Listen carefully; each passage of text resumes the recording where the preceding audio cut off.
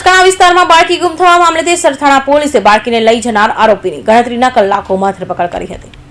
Sarthana police પાસેથી મળતી માહિતી પ્રમાણે લસકાણા વિસ્તારમાં અંદાજિત 5 વર્ષીય બાળકી ગુમ થઈ હતી, જે મામલે ગંભીરતા પારખી સરથાણા પોલીસ તપાસ કરાતા સ્થાનિકોની મદદથી બાળકીને હેમખેમ સુધી લઈ જનાર મિથિલેશ શાહ નામના આરોપીની ગણતરીની કલાકોમાં ધરપકડ કરાઈ હતી। ત્યારે હાલ તો સરથાણા પોલીસે આરોપી વિરુદ્ધ કાર્યવાહી સાથે વધુ તપાસ હાથ ધરી હોવાની વિગતો જાણવા મળી હતી।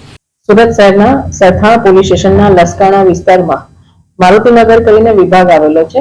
એ વિસ્તારમાં મજૂરી કામ માટે ઘણા બધા લોકો રહે છે, જેમાં ફરિયાદી છે એ પણ ત્યાં એ વિસ્તારમાં રહે છે અને ત્યાં મજૂરી કામ કરે છે। 16 તારીખે બપોરના 12 વાગે એમની 5 વર્ષની દીકરી જે છે એ એની મમ્મી પાસેથી પૈસા લઈને બહાર ગઈ કે મારે ફુગ્ગા લેવા છે। એ પછી જ્યારે બહાર ગઈ ત્યારે આ જે આરોપી છે એ છોકરીને લલચાઈ ફોસલાઈ અને કે ચલ હું તને વડાપાઉં ખવડાવું એમ કે વડાપાઉંની દુકાને લઈ જાય છે અને વડાપાઉં અપાવે છે। અને પછી ત્યાં આગળ જઈને જે મારુતિનગર વિસ્તાર જે છે એમાં જાહેર રોડની બાજુમાં જાડી ઝાંખરા હતા, એ જાડી ઝાંખરામાં એ દીકરીને લઈ જાય છે અને દીકરી સાથે બદકામ કરવાના ઈરાદે એના કપડાં પણ ઉતારે છે, પોતાના કપડાં ઉતારે છે અને એ સમયે આપણા જે સાક્ષી છે એને જોઈ લે છે અને છોકરીના મમ્મી પપ્પા ને બધા ત્યાં શોધતા પહોંચી જાય છે। તો એ દીકરીને આવી રીતે એ દીકરીને જોઈને બચાવી લે છે।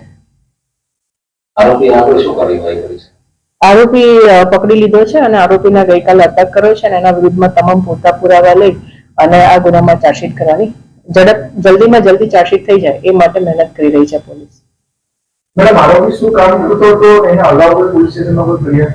આરોપી મજૂરી કામ કરે છે અને અગાઉ એને કોઈ હજી સુધી કઈ ધ્યાનમાં આવ્યું નથી। આગળ તપાસ ચાલુ છે કે એના વિરુદ્ધમાં કોઈ ગુના દાખલ થયા છે કે કેમ।